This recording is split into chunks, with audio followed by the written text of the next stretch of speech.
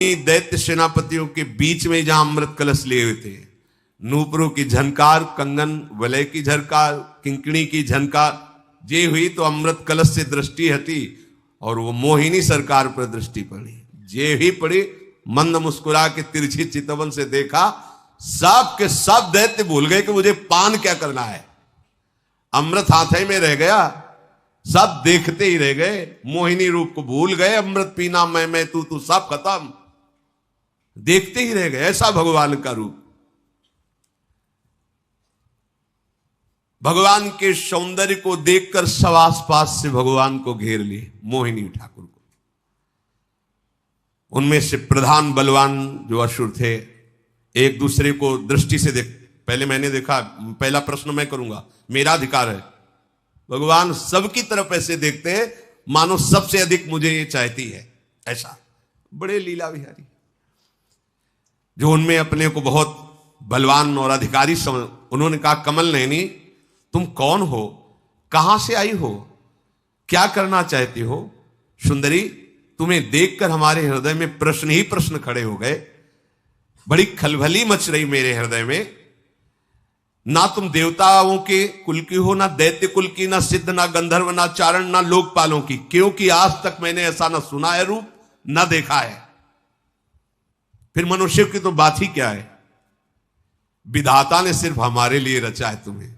मुस्कुरा दिए भगवान, हाँ तुम्हारे लिए विधान इस तुम्हारे लिए ही किया है। सही बात है, ये विधान तो मैंने तुम्हारे लिए ही किया है। देखो, हम सब तुम्हारे सेवक हैं। देख लो, बड़े बड़े असुर सेनापति एक मुस्कान में बोल पड़े, हम तुम्हारे सेवक हैं। हम आपस में लड़ाई लड़ रहे हैं, तुम हमारा झगड़ा मिटा सकती हो? वैसे तो हम सगे भाई हैं, देवता और दैत्य, एक ही हमारे पिता हैं कश्यप जी। पर अब देवता दैत्य के हम आपस में दैत्य ही दैत्य लड़ रहे हैं। देखो, ये सुंदरी हमारे पक्ष में है, ऐसा करें कि ये अमृत कलश इसको दे दे और ये पिलाए तो। भगवान ने सबकी तरफ देख के जे मुस्कुराया, हाँ हाँ हम राजी। अमृत कलश बिना मांगे हंसते हुए भगवान के, समझ रहे हो, बिना मांगे अमृत कलश उनके हाथ में। तिरछी चितवन से हर एक दैत्य को देख के भगवान ने घायल किया। हर दैत्य समझ रहा है मुझे सबसे ज्यादा प्यार करते तो अमृत तो हमको ही सबसे पहले पिलाएंगे। भगवान ने कहा, मेरी भी बात सुनो। तुमने पूछा तुम कौन हो, तो मैं अपना परिचय बता रही हूं, मैं किसी की नहीं होती। ठीक है रे, माया रूप धारण किया। माया किसकी है? हरि की है, किसी की और की थोड़ी हो सकती। भगवान के वचनों को समझना है। मैं किसी की नहीं हूं। समूहम सर्वभूतेषु न मे द्वेष्टि न च प्रियः, ना मेरा कोई द्वेष का पात्र है, ना मेरा कोई प्रिय है। मैं सब में समान विराजमान हूं, अर्थात मैं किसी की नहीं हूं। तो समझ जाना चाहिए ना कि जो किसी के लिए है क्या? माया। माया किसकी होती? किसी के लिए। तो भगवान भगवान रूप में तो नहीं दिखाई दे रहे ना, मोहिनी रूप। तो क्या है ये? भगवान ने माया से ही तो ये रूप धारण किया। और तुमने अमृत के न्याय का भार मेरे ऊपर डाल दिया। क्या तुम हम पर अब भी विश्वास करते हो? और मुस्कुरा दिया। ये मुस्कुराहट ही भगवान की माया है, शास्त्रों में वर्णन किया गया है। क्या तुम ऐसा समझते हो कि हमारा मित्रता का भाव स्थायी है? ना समझना। मेरा ये शब्द तो कुछ और है, मेरा ये मित्रता का भाव स्थायी नहीं है। इसलिए मैं पहले तुमसे बता रही हूं कि मैं स्वेच्छाचारिणी हूं, मैं अपनी इच्छा के अनुसार चलती हूं। और उनका कुछ नहीं, तुम बिल्कुल नाराज मत हो, तुम जैसी हो हम मान गए, बस अब तो तुम हमारी हो और हम लोगों को हम। भगवान ने इसलिए पहले कह दिया कि हम कोई छल कपट नहीं कर रहे, हम तुम्हें पहले बता रहे हैं, हम अपनी इच्छा के अनुसार चले, मैं किसी की नहीं हूं। ऐसा मत मान लेना कि तुमने वादा किया था कि मैं तुम्हारी हूं। पहले कह रही हूं, हम पर विश्वास मत करो। कितनी करुणा करके बता रहे हैं, हम पे इस रूप पे विश्वास मत करो हमारे। और मुस्कुराकर हंस दिया। हंसना हुआ कि दैत्यों का हृदय तो चलनी हो गया। उन्होंने और इसे विश्वास समझा, मतलब ये बहुत सच्ची बात कह रही, मतलब ये विश्वास योग्य है। नहीं तो कह सकती थी छल कपट भरी बात हम तुम्हारे पक्ष में हैं, ऐसा ऐसा कुछ। बिल्कुल खरी बात कही, बहुत सही बात कही, ये तो विश्वास के योग्य ही है। उन लोगों ने अमृत का कलश भगवान के हाथ में दे दिया कि हमें भरोसा है इस मोहिनी रूप पे। भगवान ने अमृत कलश हाथ में लिया और चले लहराते हुए कृष्णकटी। बड़ी शोभा वर्णन की भगवान परमहंस श्री सुखदेव जी ने। मुस्कुराते हुए मोहिनी भगवान ने कहा, देखो मैं उचित करूं या अनुचित टोक नहीं सकते हो। अमृत कलश हाथ में है, तुम टोक नहीं सकते हो। तिरछी चितवन से, लजीली चितवन से देखा, हाँ स्वीकार है, बिल्कुल नहीं बोलेंगे। बड़े बड़े दैत्यों को मोहिनी ठाकुर ने अपनी मोहिनी चितवन और मोहिनी रूप और मोहिनी वाणी से आसक्त कर लिया। सब ने एक स्वर में स्वीकार कर दिया कि आप जो चाहो जैसे, हम बिल्कुल नहीं बोलेंगे। भगवान ने कहा, सब पहले समुद्र में स्नान करके आओ। समुद्र मंथन से श्रम जो हुआ है, क्योंकि देवताओं को बुलाना था, सब देवताओं को बुलाया, चलो आप। बड़ी सुंदर साड़ी, नितंबों का भार, आंखें मद से विह्वल, मतवाली चाल, गज शावक के समान जंघाए, स्वर्ण से नूपुर झनकारती हुई मोहिनी ठाकुर पर देवता के समान जान पड़ते थे। मंद भरी मुस्कान से पहले दैत्यों के सामने गई और कहा, देखो उचित है, तुम ही स्वीकार करते हो कि देवता और दैत्य दोनों एक ही भाई हैं, पिता के पुत्र हैं, तो दोनों भाई हुए, झगड़ा नहीं करना। हमारे ऊपर छोड़ा है ना, अब हम पहले उस लाइन से, तुम इधर मुख करो, तुम इधर मुख करो, एक ही साथ बैठा ला। और हर दैत्य के सामने बिना अमृत कलश पिलाए कटाक्ष करते हुए भगवान धैर्य पूर्वक को बैठे कि प्यार तो हम ही से करती है और हम ही को अमृत पिलाएगी, घूम के कहीं से भी आ जाए। दैत्यों के सामने जब भगवान चल रहे हैं तो अपना पल्लू गिरा के चल रहे हैं। असुर स्वभाव ऐसे ही है। देवताओं को भगवान सामने जाकर बिल्कुल सावधान, सब बिल्कुल सावधान बैठे हैं। हाव भाव कटाक्ष से मोहित करके दैत्यों को फिर अमृत पिलाना शुरू किया। देवताओं को देखते जा रहे भगवान। वो अमृत जो मृत्यु का नाश करने वाला है, अर्थात अमर कर देता है। बुढ़ापा नहीं आएगा, कोई दर्द नहीं, कोई पीड़ा नहीं, बहुत प्रकार के उसमें सद्गुण। परीक्षित असुरजन मोहित हुए बैठे हुए थे, बिल्कुल हलचल हृदय में नहीं थी। वशीकरण कर लिया था मोहिनी ठाकुर ने अपने नेत्रों से, मंद मुस्कान से।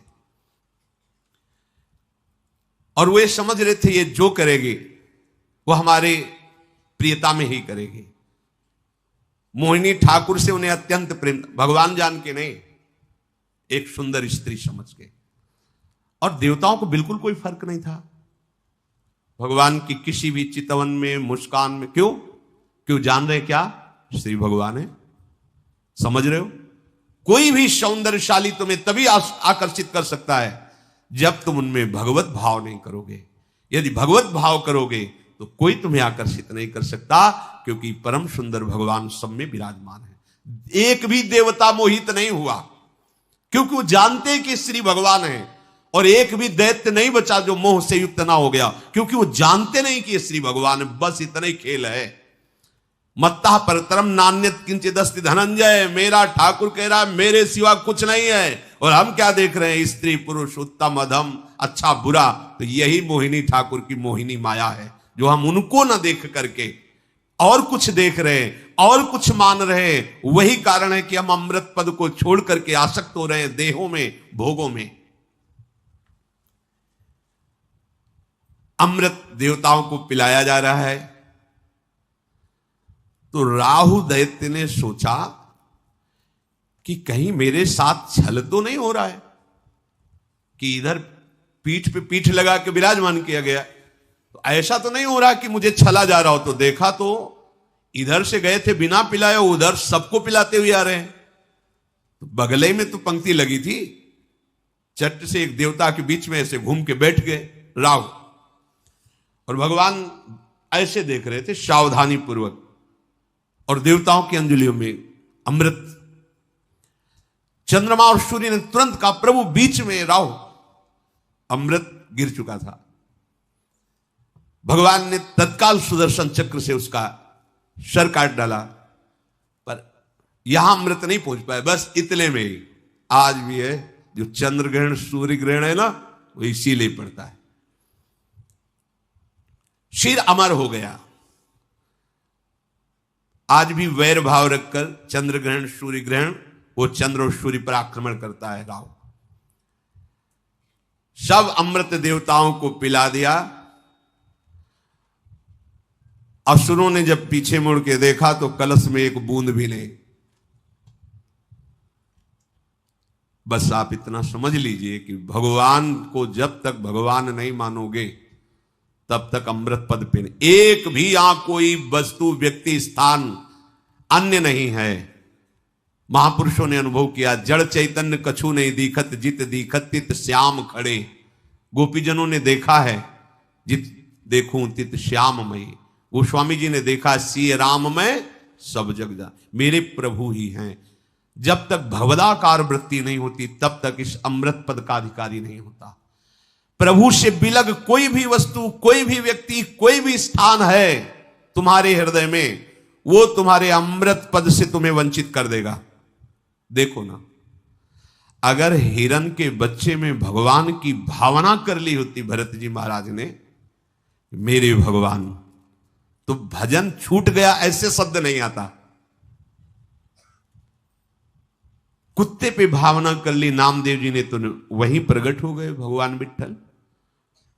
जल लेने गए तो बहुत लंबा भूत वहां नदी के किनारे था, तो ऐसे देखा, वाह प्रभु ऐसा भी रूप धारण कर लेते हो। वहां भावना की तो देखा विठ्ठल भगवान भूत के रूप में मुस्कुरा रहे हैं। जब हम प्रभु से बिलग किसी की सत्ता देते तभी हमारा जन्म मरण निश्चित हो जाता है। यहां प्रभु से बिलग कुछ नहीं है, सब में प्रभु विराजमान वही हैं। ये पंचभूत भी वही बने हैं, पर इसकी प्रक्रिया है। इसको दो विभाग किए जाते हैं, एक किया जाता है सत और एक किया जाता है असत। है वही, पहले असत का त्याग करो, सत में प्रतिष्ठित हो। जब सत में प्रतिष्ठित होगे तो सब कुछ सच्चिदानंद है, यह अनुभव हो जाएगा। असुर एकदम भड़क गए, कलश तो खाली हो गया।